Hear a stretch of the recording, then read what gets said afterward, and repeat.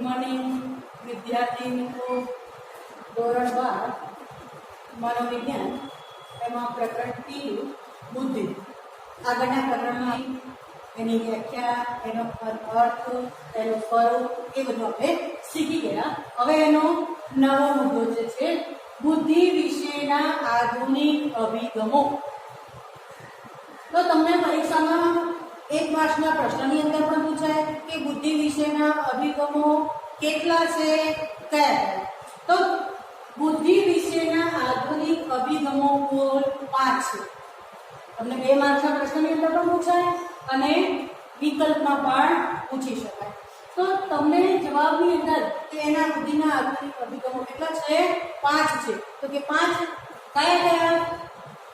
તો પહેલો છે સ્પીયરમેનનો દ્વિઘટક સિદ્ધાંત. સ્પીયરમેન એ મનોવૈજ્ઞાનિકનું નામ છે. તો સ્પીયરમેને આ દ્વિઘટક સિદ્ધાંત આપ્યો છે. તો કે બીજો કયો? બીજો સ્ટર્નબર્ગનો ત્રિપુટી સિદ્ધાંત. ત્રીજો ગિલફર્ડનો પરિમાણાત્મક સિદ્ધાંત. ચોથો જે છે ગાર્ડનરનો બહુવિધ સિદ્ધાંત. અને પાંચમો છે જેપી દાસનો પાસ સિદ્ધાંત. આપણે આ 5 ને વારાફરતી એક એક અભિગમ જોઈશું. આ 5 એના કુલ નામ છે: સ્પીયરમેનનો દ્વિઘટક સિદ્ધાંત, સ્ટર્નબર્ગનો ત્રિપુટી સિદ્ધાંત, ગિલફર્ડનો પરિમાણાત્મક સિદ્ધાંત, ગાર્ડનરનો બહુવિધ સિદ્ધાંત અને પાંચમો જેપી દાસનો પાસ સિદ્ધાંત. એને આપણે હવે જોઈએ. તો પહેલો છે સ્પીયરમેનનો દ્વિઘટક સિદ્ધાંત. તો આ સ્પીયરમેને 1904 એને રજૂ કર્યો. તો તમને ત્યાં એક પણ પ્રશ્ન પૂછાય કે આ સ્પીયરમેનનો દ્વિઘટક સિદ્ધાંત એ કઈ સાલમાં અથવા કોણે રજૂ કર્યો? કઈ સાલમાં કોણે રજૂ, કયા મનોવૈજ્ઞાનિકે રજૂ કર્યો? તો સ્પીયરમેને 1904 એને રજૂ કર્યો. એને આ સ્પીયરમેને આ ઘટકને એટલે આ સિદ્ધાંતને સમજાવવા માટે 2 ઘટકોની સમજ આપી છે. તો કે કયા 2 ઘટકો?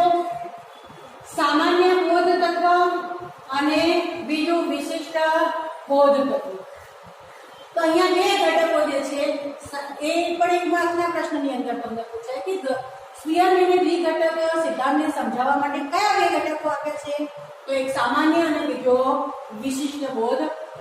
તો કે સામાન્ય બોધ તત્વ જે છે એ સામાન્ય બોધ તત્વને જી ફેક્ટર તરીકે ઓળખે છે. જી ફેક્ટર, જી એટલે જનરલ એટલે સામાન્ય, અને વિશિષ્ટ એટલે સ્પેશિયલ, સ્પેશિયલ એટલે વિશિષ્ટ.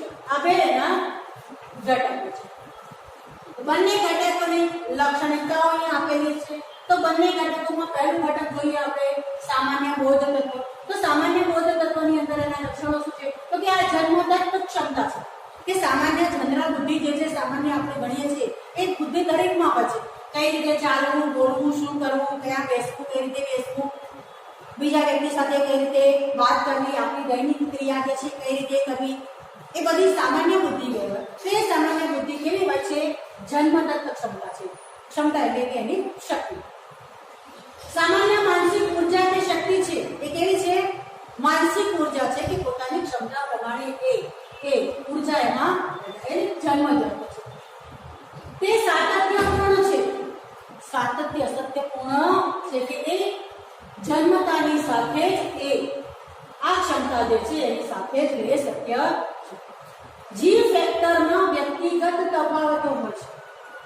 તેમાં વ્યક્તિગત તફાવતો હોય છે. એટલે દરેકની બુદ્ધિ ક્ષમતા જે છે એ સામાન્ય બુદ્ધિ ક્ષમતા એક સરખી હોતી નથી. કોઈનામાં વધારે હોય છે તો કોઈનામાં ઓછી હોય છે. ત્યાર પછી જીવનની દરેક પ્રવૃત્તિમાં એનો ઉપયોગ થાય છે. આપણે દિવસ દરમિયાન જે કઈ પ્રવૃત્તિ કરીએ છીએ એ પ્રવૃત્તિમાં આ બુદ્ધિ એટલે કે આ ક્ષમતાનો એક સામાન્ય બોધ તત્વનો ઉપયોગ કરીએ છીએ.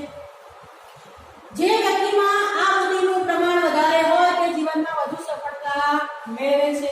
કે આ સામાન્ય બુદ્ધિ જે વ્યક્તિમાં એનું પ્રમાણ વધારે હોય તે જીવનમાં વધુ ને વધુ સફળતા પ્રાપ્ત કરી શકે છે.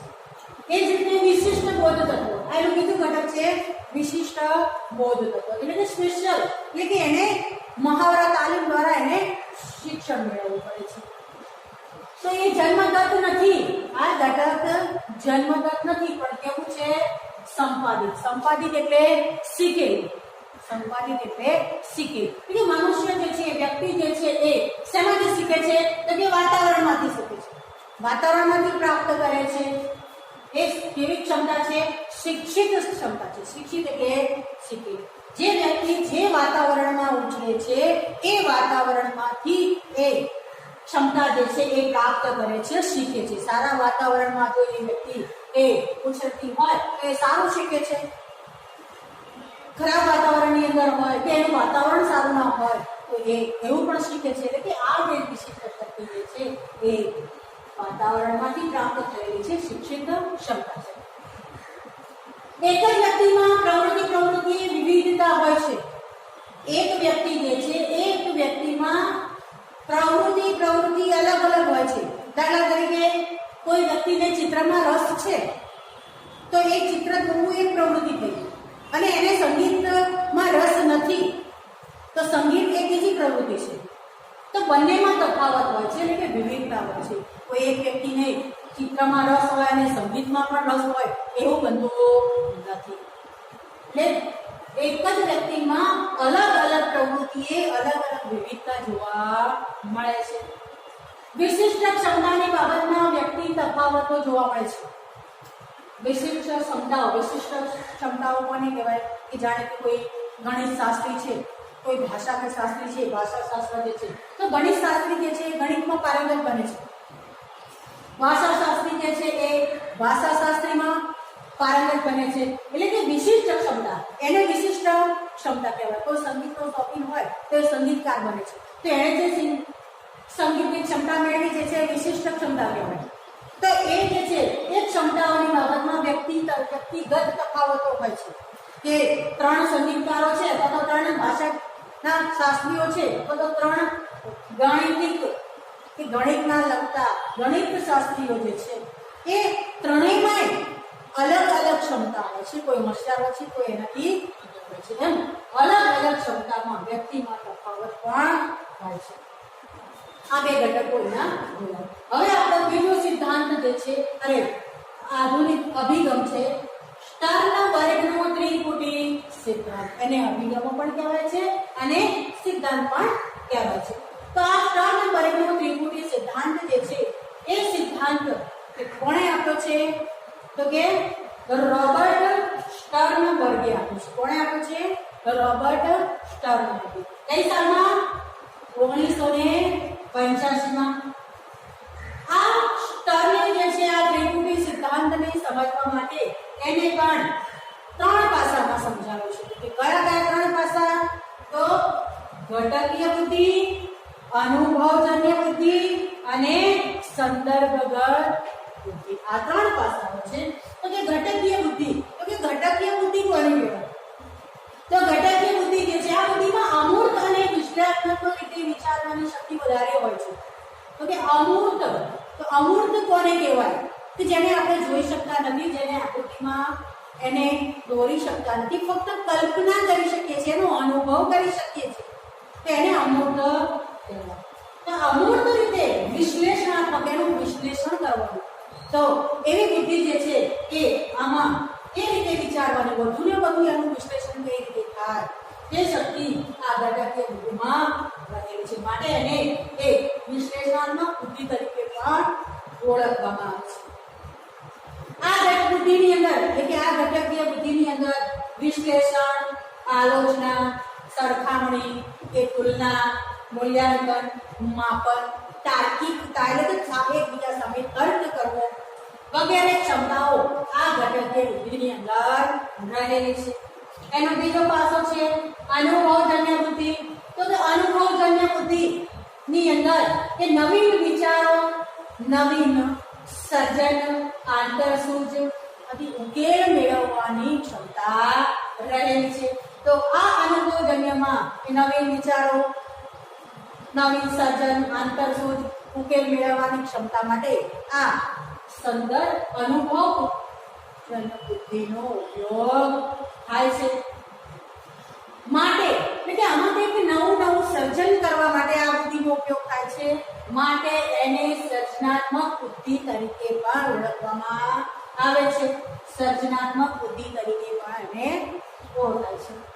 આ અનુભવજન્ય બુદ્ધિ જે છે એ અનુભવજન્ય બુદ્ધિની અંદર કઈ ક્ષમતાઓ રહેલી છે? તો કે નવીન વિચારો, સર્જનાત્મક કલ્પના, નવીનતા વિચારો, આંતરસૂઝ, સમસ્યા ઉકેલ મેળવવાની ક્ષમતા વગેરે ક્ષમતાઓ એમાં રહેલી છે. ત્રીજું પાસું છે સંદર્ભગત બુદ્ધિ.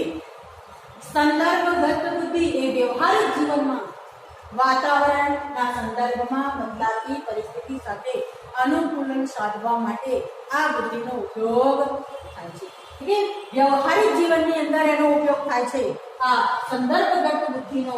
માટે એને વ્યવહારિક બુદ્ધિ તરીકે પણ ઓળખવામાં આવે છે. દાખલા તરીકે કે આપણે કોઈ મકાનની ખરીદી કરતા હોય તો મકાનની ખરીદી કરતા એ વ્યવહારની સાથે સાથે વાતાવરણની સાથે સાથે આપણે એને એ પણ વિચારીએ છીએ કે રહેઠાણ જે છે જ્યારે કોઈ પણ મકાન તમે ખરીદો છો ત્યારે ભવિષ્યમાં એ મકાન જે છે એની કિંમત આવશે કે કેમ. આપણે જે મકાન ત્યાં રહેવા માટે પસંદ કરીએ છીએ ત્યાંથી આપણો નોકરી ધંધો રોજગાર કેટલો દૂર છે, કેટલો ખર્ચ થશે, એ બધા જ વિશે આપણે વિચારીએ છીએ. તો એને સંદર્ભને લગતા દરેક પ્રશ્નો વિશે ચર્ચા કરીએ છીએ. માટે એને સંદર્ભગત બુદ્ધિ તરીકે ઓળખવામાં આવે છે. હવે ત્રીજો સિદ્ધાંત છે ગિલફર્ડનો ત્રિપરિમાણાત્મક સિદ્ધાંત. પહેલા બે આપણે જોઈ ગયા સ્પીયરમેનનો અને સ્ટર્નબર્ગનો ત્રિકોણી સિદ્ધાંત. ત્રીજો જે છે એ ગિલફર્ડનો ત્રિપરિમાણાત્મક સિદ્ધાંત. તો આ ગિલફર્ડે આ સિદ્ધાંતને સમજવા માટે એ 3 પરિમાણમાં વહેંચે છે. એટલે કયા કયા 3 પરિમાણ? તો ક્રિયા, વસ્તુ અને નિપજ. આ ત્રિપરિમાણ 3 પાસાઓ છે. તો ક્રિયામાં તો ક્રિયાની અંદર 5 પ્રકારની ક્ષમતાઓ રહેલી છે કે આ ગિલફર્ડ જે છે એ ગિલફર્ડ આ ક્રિયા પરિમાણની અંદર ક્રિયાના ઘટકમાં સ્મૃતિ અને બોધ, એની સાથે સાથે મૂલ્યાંકન, કેન્દ્રિત ચિંતન અને વિકેન્દ્રિત, આ 5 બાબતની આ 5 ક્ષમતાઓનો સમાવેશ કરે છે. મૂલ્યાંકન, કેન્દ્રિત ચિંતન, વિકેન્દ્રિત ચિંતન, સ્મૃતિ અને આ 5 પ્રકારની ક્ષમતાઓનો સમાવેશ છે. આ ગિલફર્ડ જે છે આ પરિમાણમાં ક્રિયામાં માનસિક શક્તિને વધુ સ્થાન આપે છે. એટલે એની અંદર માનસિક શક્તિને ધ્યાન રાખીને, માનસિક શક્તિને સ્થાને રાખીને એને સમજાવવાનો પ્રયત્ન કરે છે. કેન્દ્રિત ચિંતન, મૂલ્યાંકન, વિકેન્દ્રિત ચિંતન, સ્મૃતિ અને બોધ. ત્યાર પછી છે બીજું જે છે વસ્તુના પરિમાણમાં. આ બીજું ઘટક જે છે વસ્તુનું પરિમાણ. તો એની અંદર પણ 5 બાબતોનો સમાવેશ કર્યો છે. તો કે કઈ બાબતો? દ્રશ્ય એટલે કે જો જેને આપણે જોઈ શકીએ છીએ તે. શ્રાવ્ય એટલે સાંભળ. પ્રતિકાત્મક એક પ્રતીક સ્વરૂપે, એક ઉદાહરણ તરીકે કોઈ વસ્તુનું પ્રતીક, દાખલા તરીકે સફરજન. તો સફરજન એ ફળનું પ્રતીક છે. શબ્દાર્થ, ભાષાની અંદર શબ્દોનો ઉપયોગ કરીએ છીએ. વાર્તનિક એટલે વર્તન. મનોવિજ્ઞાન જે છે આપણું વિજ્ઞાન એ વાર્તનિક વિજ્ઞાન છે. માનવીના એટલે કે વ્યક્તિના વર્તનનો અભ્યાસ કરે છે. માટે એને અહીંયા વાર્તનિકનો પણ સમાવેશ કરે છે. ત્રીજું જે છે નિપજ છે. તો નિપજ પરિમાણ એ પરિમાણ કે ઉત્પાદન સાથે જોડાયેલું છે. નિપજ એટલે ઉત્પાદન. કોઈ પણ વસ્તુ જે છે એનું ઉત્પાદન થાય તો એને નિપજ કહેવાય છે. તો એ નિપજની અંદર કે એ પરિમાણ કે ઉત્પાદન સાથે સંકળાયેલું છે. તો તેને પણ આ ગિલફર્ડે 6 ભાગમાં વહેંચી દીધો છે. તો કે 6 ભાગ કયા કયા? તો પહેલું જે છે એકમ, બીજું છે વર્ગો કે વિભાગો. પહેલા કોઈ પણ એકમ જે છે એ એકમ તૈયાર થાય, એ એકમ તૈયાર થયા પછી એના વર્ગ પડે, એના વિભાગો તૈયાર થાય. કયા કયા વિભાગની અંદર કયું કયું કાર્ય કરવું, કયા વ્યક્તિને કયું કાર્ય સોંપવું, એના વિભાગો નક્કી થાય. ત્યાર પછી સંબંધો, વ્યવહારિક સંબંધો, વ્યવસાયલક્ષી સંબંધો, દરેક સંબંધોનો એનો સમાવેશ થાય છે. પછી તંત્રો, કયા કયા તંત્ર છે એ તંત્રનો પણ સમાવેશ એની અંદર કરેલો છે. રૂપાંતરો, એની અંદર રૂપાંતર, જેમ જેમ અભ્યાસો, જેમ જેમ કોઈ પણ સિદ્ધાંત જે છે સિદ્ધાંતને સમજાવવા માટે કોઈક ને કોઈક નવા નવા રૂપાંતરો એની અંદર થતા હોય છે. સૂચિતાર્થો અને ફલિતાર્થો, કોઈ પણ સિદ્ધાંત જે છે એ સિદ્ધાંત અથવા તો કોઈ પણ અભિગમનો એ અભ્યાસ થાય ત્યારે છેલ્લે એના ફલિતાર્થો, એના સૂચિતાર્થો નક્કી કરવામાં આવે છે. તો આપણે આ પ્રકરણની અંદર બુદ્ધિ વિશેના અભિગમો જે છે એ અભિગમોની અંદર આપણે 3 અભિગમો શીખી ગયા. પહેલો સ્પીયરમેનનો, બીજું છે સ્ટર્નબર્ગનો ત્રિકોટી સિદ્ધાંત અને ત્રીજો છે ગિલફર્ડનો ત્રિપરિમાણાત્મક સિદ્ધાંત. હવે પછીના એમાં આપણે બીજા 2 સિદ્ધાંતો વિશે ભણીશું કે જે ગાર્ડનરનો બહુવિધ સિદ્ધાંત અને જે.બી. દાસનો પાસ સિદ્ધાંત. હવે આગળનો ચોથો હતો, આગળ 3 સિદ્ધાંતો આપણે જોઈ ગયા છે. ચોથો ગાર્ડનરનો બહુવિધ સિદ્ધાંત, જેમણે ઈસવીસન 1983માં તેમણે તેમનું મંતવ્ય રજૂ કર્યું. તો કે ગાર્ડનર જે છે એ ગાર્ડનરે પોતાનો સિદ્ધાંત સમજવા માટે 8 પ્રકારની બુદ્ધિ સૂચવી છે. તો કે કેટલા પ્રકારની? 8 પ્રકારની. કઈ કઈ? તો અહીંયા નીચે આપેલી છે. 1 માર્કના પ્રશ્નની અંદર તમને પૂછાય કે ગાર્ડનરે બહુવિધ સિદ્ધાંતમાં કેટલા પ્રકારની બુદ્ધિ સૂચવી છે? તો કેટલા પ્રકારની? 8 પ્રકારની. એમાં પહેલો જે છે ભાષાકીય બુદ્ધિ. તો કે ભાષાકીય બુદ્ધિ જે છે એ કયા કયા કાર્યોમાં પ્રગટ થાય છે? લેખન કાર્ય, વાંચન કાર્ય, કથન કાર્ય, એવા કાર્યોની અંદર આ બુદ્ધિ પ્રગટ થાય છે. તો કે કયા કયા લોકોમાં બુદ્ધિનું પ્રમાણ વધારે જોવા મળે છે? તો કે લેખનકારો જે છે, લેખકો છે, વાંચનકારો જે છે, જેને વાંચવાનો શોખ વધારે છે એવા લોકો જે છે, કથનકારો, વક્તકારો કે જે વક્તવ્ય પોતાનું રજૂ કરે છે એવા લોકોમાં આ બધું જોવા મળે છે. બીજું છે તાર્કિક ગાણિતિક બુદ્ધિ. તો કે તાર્કિક એટલે તર્ક કરવો. તો કે તર્ક કોણ કરે છે? તો કે વકીલો છે, વૈજ્ઞાનિકો છે, આંકડાશાસ્ત્રીઓ જે છે એ પોતાનું મંતવ્ય રજૂ કરવા માટે, પોતાના વિચારો રજૂ કરવા માટે એકબીજા સાથે એ તર્ક કરતા હોય છે. તો તેમને તાર્કિક ગાણિતિક બુદ્ધિ એ જરૂર પડે છે. તો વકીલો જે છે કોર્ટની અંદર પોતાના અસીલને કેસ લડવા માટે વકીલની અંદર સામેલા પક્ષ સાથે પોતાનું તર્ક રજૂ કરે છે. તો એવા લોકો જે છે કે ગુના શોધકો, ગુનાને એને શોધવા માટે, ચોરને પકડવા માટે શાની જરૂર પડે છે? તો કે તાર્કિક બુદ્ધિની જરૂર પડે છે. કે નવા નવા તર્ક કરે છે કે આ વસ્તુ અહીંયા પડી છે તો આનું કંઈ કારણ હશે. એમ અલગ અલગ તર્કો દ્વારા એ પોતે પોતાનું કાર્ય કરે છે. ત્યાર પછી છે અવકાશીય બુદ્ધિ. તો કે અવકાશી બુદ્ધિ કોને કહેવાય? કે જેને માનસિક પ્રતિમા એ મગજની અંદર ઊભી કરવી પડે છે ત્યારે એ અવકાશી બુદ્ધિ છે એ કરી શકે. એને રચવા માટે આ બુદ્ધિની જરૂર પડે છે.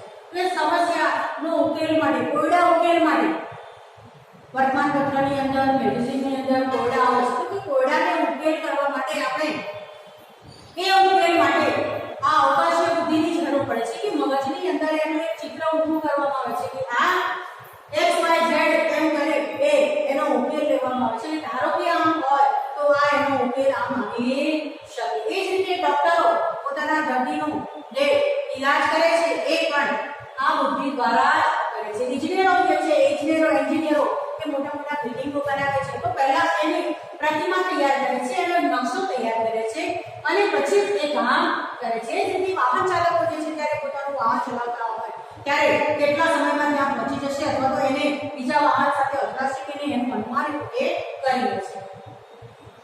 ત્યાર પછી છે દૈહિક શરીર ગતિલક્ષી, શરીરને લગતી પોતાના શરીરના અવયવો જે છે એ અવયવોને હલનચલનને, તો શરીરનું હલનચલન અને અંગમરો એટલે એનો હાવભાવ, મોઢાનો હાવભાવ, જે નૃત્ય કરતા હોય ત્યારે એનો મોઢાનો હાવભાવ અમુક પ્રસંગોની અંદર જરૂરી છે કે દુઃખદ પ્રસંગ હોય તો મોઢાનો હાવભાવ કેવો હોય, હાસ્ય પ્રસંગ હોય તો મોઢાનો હાવભાવ કેવો હોય.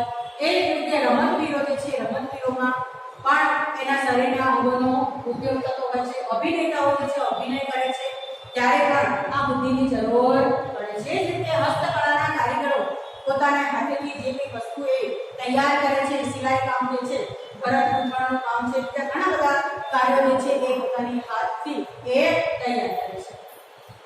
ત્યાર પછી છે આંતરવૈયક્તિક બુદ્ધિ. તો કે આંતરવૈયક્તિક બુદ્ધિ એ અન્ય વ્યક્તિના ગમા અણગમા, લાગણી, સ્વભાવ, ટેવ વગેરેની માહિતીગાર કરે છે. કે આ બુદ્ધિ જો હોય તો એ અન્ય વ્યક્તિને સમજી શકે છે, અન્ય વ્યક્તિના ગમા અણગમા, એની લાગણી, એનો સ્વભાવ, એની ટેવો વિશે આપણે માહિતી મેળવી શકીએ છીએ. ત્યાર પછી છે સાંગીતિક બુદ્ધિ, સંગીતને લગતી બુદ્ધિ. કે સાંગીતિક બુદ્ધિ કોનામાં હોય એ આપણે સમજી શકીએ છીએ કે જે સંગીતકારો છે એ સંગીતકારોમાં આવી બુદ્ધિ વધારે જોવા મળે છે. જે સંગીતના શોખીનો જે છે એનામાં પણ આવી બુદ્ધિ વધારે જોવા મળે છે.